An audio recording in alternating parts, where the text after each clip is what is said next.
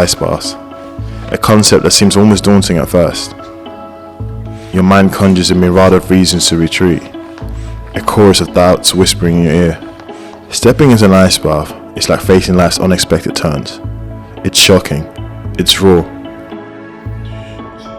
But there's a strange clarity in the chill, a reminder that growth often lies just beyond what's comfortable. I got into yoga a while back, kind of on and off, started out chasing flexibility, but then there was this moment in Bali. Yoga turned out to be this mind game changer for me, showing me there's way more to yoga than just stretching out. It's like this whole mental workout, a way to clear the clutter upstairs.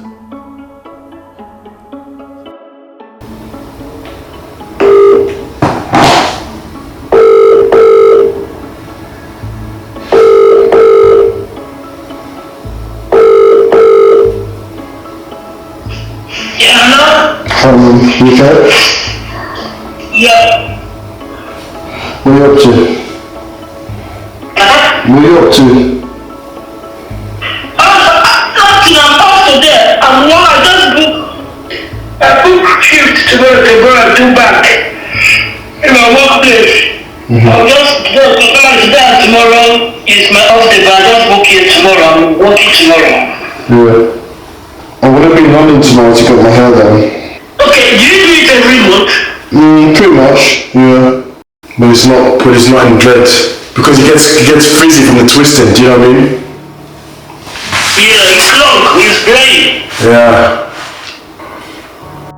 I remember I said to myself when I was in Austria that by the time it comes to like my shoulders, I'm gonna be a millionaire. And that's what it's going to be. This thing I'd like you to watch. Yeah. It's called the thing. Go to Netflix and watch all the episodes in a day. The choosing? The choosing, yeah. Okay. The answer, you find the answer there. I'm going to tell you the answer. Yeah. Watch that dream, it will push you more to that. That is the answer, to be honest with you. Oh, Chisom, welcome. Hi, Chisom. Chisom, please say hi. How are you, Chisom? You okay? Yeah. How was school? That's good. That's good. I called yesterday when you were sleeping. Chisom, you don't have phone now. Really? Chisom, come here, Chisom. You haven't given me to listen your number. I know all you say, but if you are in Christ Jesus, if you are with God, vanity upon vanity, nothing will shake you. You are the winner, you are the conqueror. Because you have to believe that thing you are saying. You have to have faith. Faith that it's going to work. Faith that even if it doesn't work, you'll learn something from it. It's old sayings and fortune favours the brave. What's fear holding you back home?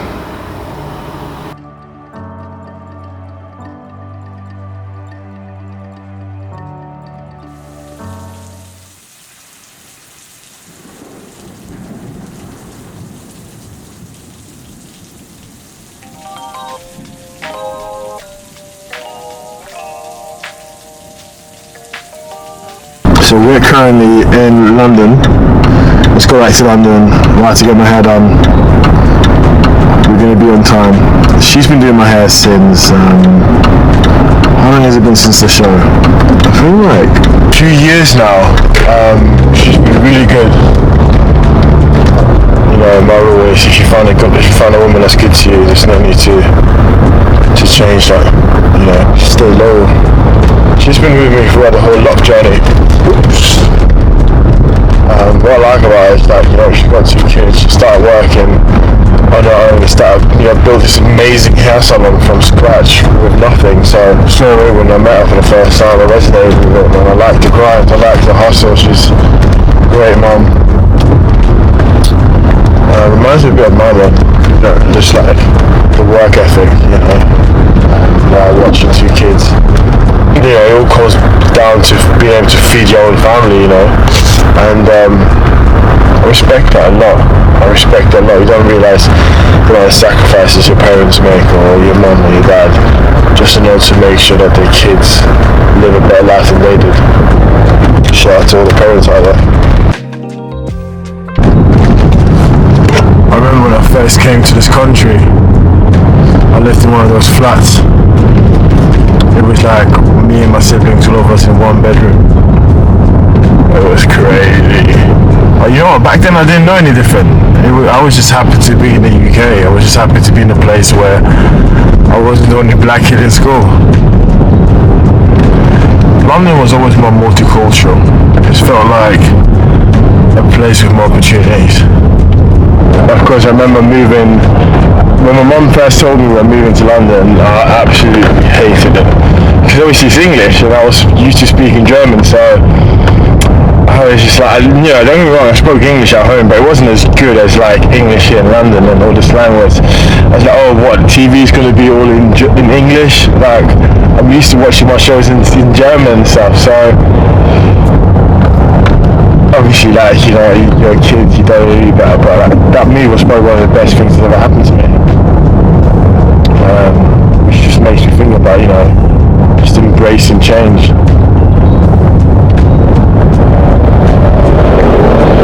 Because you never know where it takes you, and you never know whether that's the best move you'll ever make.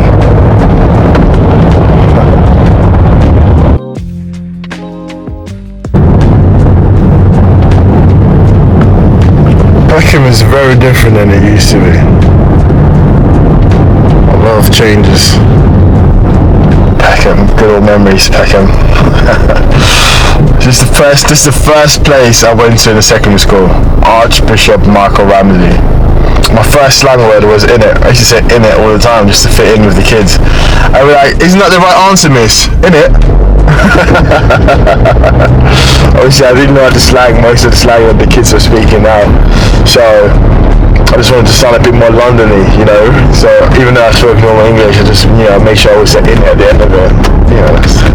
That's how you knew you belong. Probably right now I was like in year 8. I was in year 8, like 14, 13.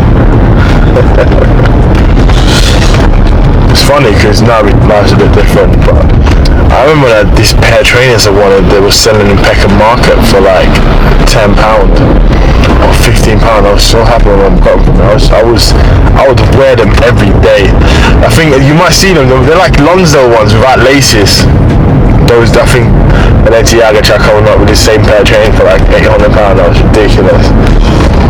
But, it's funny how things change. From £15 trainers to life now.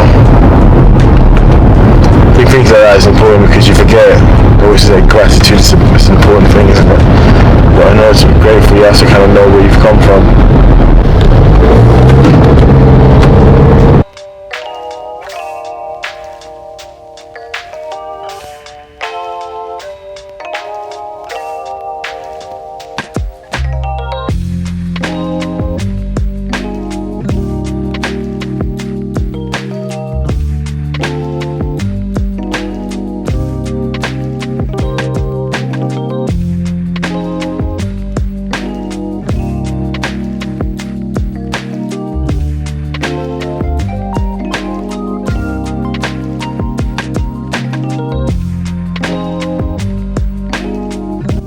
So how do you feel about your daughter being an air hostess? I don't mind her being a air hostess.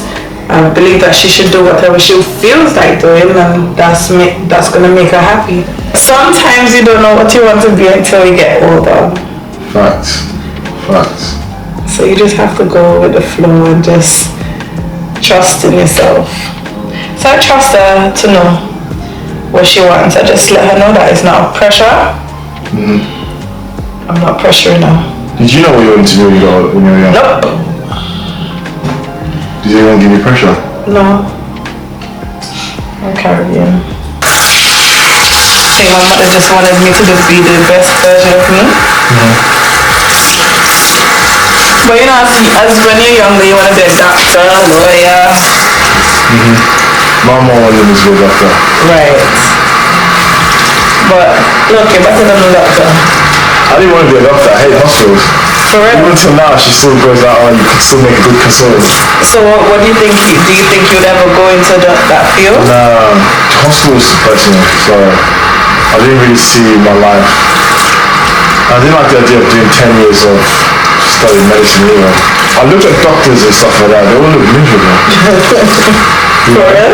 Yeah, but I mean, Some of them. I feel like being a doctor until I was like 18, I said I want to be a doctor, but I think that was my mom's dream, you know? Yeah, I feel like sometimes as parents we can apply our pressure and our dreams onto our kids, and we shouldn't really allow them to be, because they're individuals, they're human beings, and they're gonna learn. If they want to, if that's their dream and their vision, maybe you can put it in their head that, you know, being a doctor, and if they really want to, they will follow it. But if not, and they want to do something else, allow them to, you know? I hear what you're saying. It's like, for me, when I have a son or whatever, I want him to be an athlete, footballer, do you know what I mean? Like, I want to pass through this genetics, because I didn't do sports from young, so I feel that's one of my regrets. So I get what you were saying. Right. I guess maybe when it comes to that time, I might have to have that. If it's not his passion, come force him to do it. Exactly, because you might push him to do that, and then his passion could be, he could love reading and want to be in books all the time, and don't want to do sports, you know? He could want to be an actor. And then you want him to be a athlete, and he doesn't want that. So you just have to just allow the children to grow into who they need to be. And support them along the way. Yeah, in some decisions that they choose. Some decisions they need a push.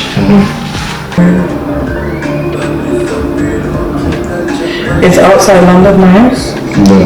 Oh, outside London? Yeah. So you live outside London? Yeah, I just stayed there. Yeah, it's nice. It's chilled. It's very chilled. It's easy to just put your head down and get work done. You know? So let me talk about this topic that you're thinking, because I find that it's like, I feel like that's the biggest thing that, well, I don't know if a lot of people struggle with, but fear. He's talking about overcoming fears. And limitations, yeah. Yeah. So do you feel like you're overcoming them? I think it's progress. I think it's every day you know a bit more than before, and every day your thinking shapes differently. Sometimes you might feel like you just don't know. I don't know if you ever feel that way. 100%. But how do you overcome it? Because obviously, like, everybody's, you know, everybody goes through their own thing, everybody have their own battles, whatever, they fight their own wars, you know?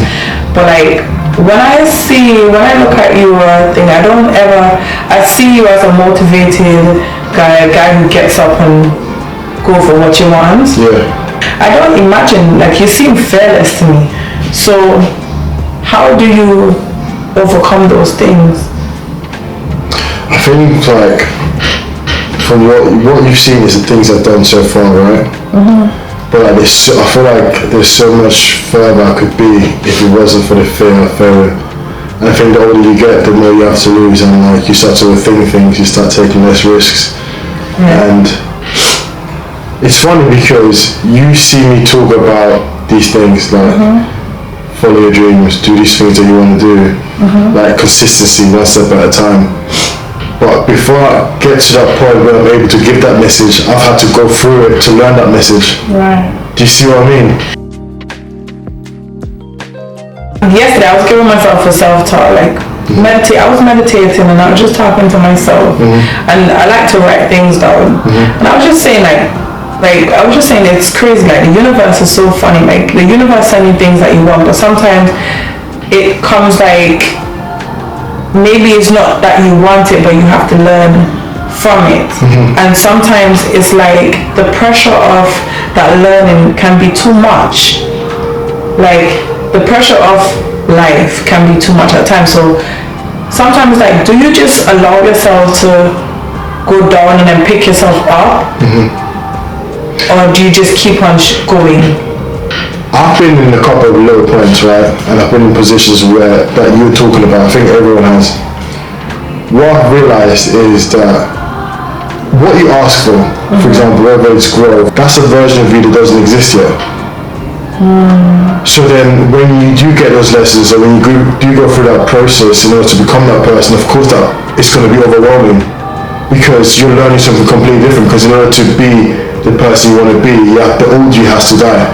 There you go. I feel that's what it is. But what if the old you is trying not to die? But then here you go. Trying to hold on to life. But that's the thing though, the old you is trying to hold on because that's just what it is. It's like when you want to do something new, a new habit or whatever, the old you, the lazy you is more likely to like, let's not do it tomorrow. But is it the lazy, okay, so, and this is also what I was writing in my when I was having my time. I was like, is it really the old lazy you, or is it the broken, limited, the one that has the limitations and the fear, that's the one that your childhood, you know, like your childhood traumas and all those things.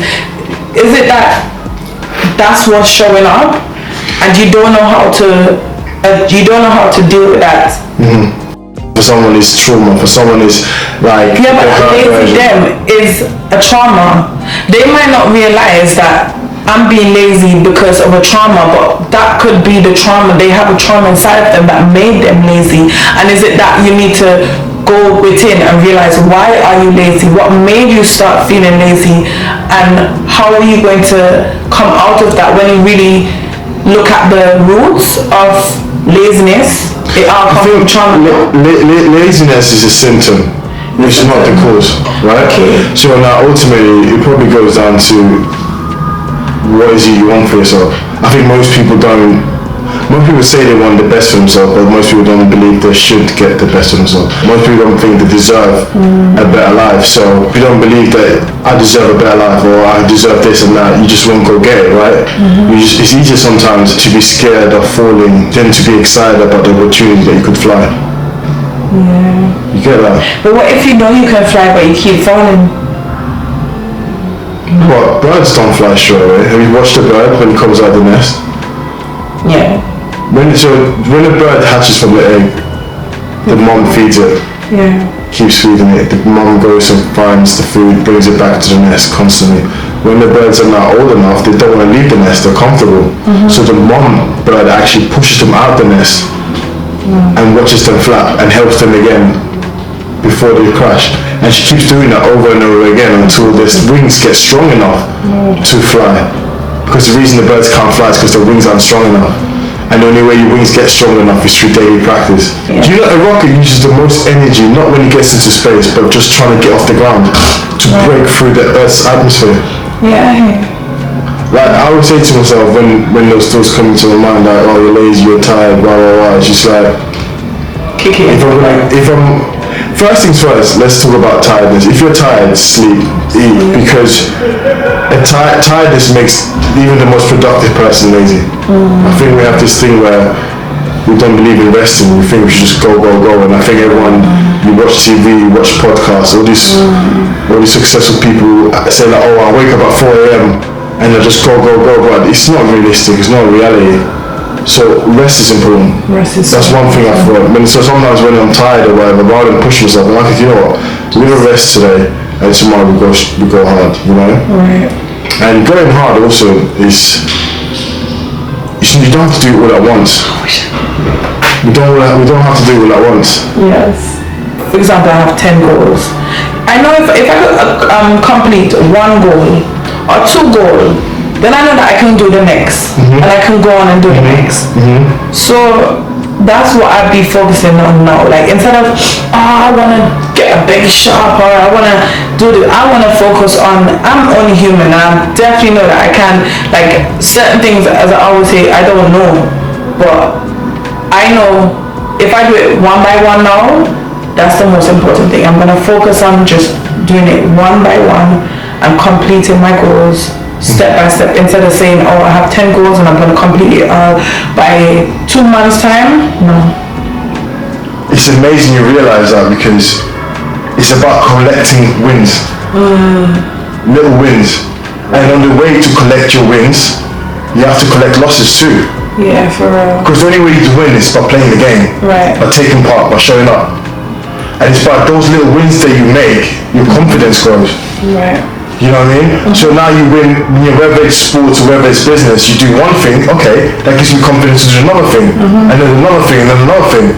There's a saying that says that it doesn't take you 10 years to build a successful business. It takes you 10 years to become the person that builds a successful business. Cheese. No, Kelz, I'm not lying. There's a truth. It's a truth. I feel like there's no failing. It's just lesson being learned. You even need best of luck. You good. There's nothing really luck. Do you know what? One thing that's helped my mind is realizing life is tough. Life has suffering. And ultimately, life is all about problem solving. Yes, that's literally all it is. Sure. That is literally, I think, do you know why we struggle? I think why humanity struggles so much is because we expect life to be this happy place, but and it's not. We don't realise you have to get there, you have to build that, you know? For real. And once you know that life's all about problem solving, then you're in the mind, okay, look, what problems are we getting today? Yeah. And let's solve it. Once you're in that mindset, you don't get distracted, because whenever you wake up today morning, you have a flat tire. That's a problem, okay, that needs to get solved. Then you get to work. To me, like, if you had a flat tire, then maybe you're late to drop off your kids at school, or like, you know, you're stuck in traffic and you still manage to get to work and still keep a good mindset, then do you know what it is? That's a successful morning. Yeah. Because you've managed to solve all those problems. Easy. Then how do you measure success? Isn't it about, like, solving problems? Yeah, for real. Can I ask you a question? Yeah, what's up, buddy? You think reading is a waste of time? You tell me, you're the one with a book in your face all day. Come on, man, I'm serious. I don't know, man, why are you asking me that? I don't know, sometimes I feel like I'm just spinning my wheels. Like I'm wasting my time looking for answers to a question I don't even know how to ask. Let me ask you a question, okay? How do you feel when you're reading? At ease? There you go. Hey, don't overthink it.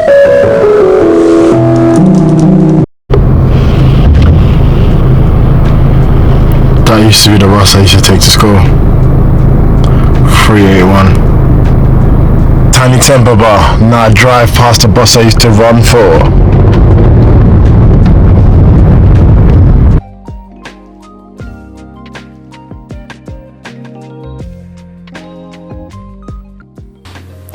Ever wonder why we end up sharing our deepest thoughts in barber's chair? Or why it feels just right to open up to a hairdresser while you're getting a trim or a new style? It's kind of funny when you think about it. There's something about that chair, isn't there? It's like once you sit down, all the walls come down too. Maybe it's the trust, you know?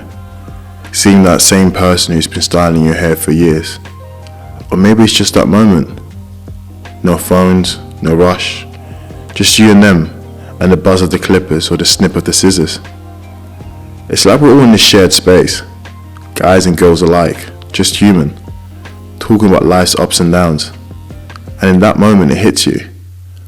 We're all just looking for that connection, that bit of understanding. Makes you realize we're not all that different after all.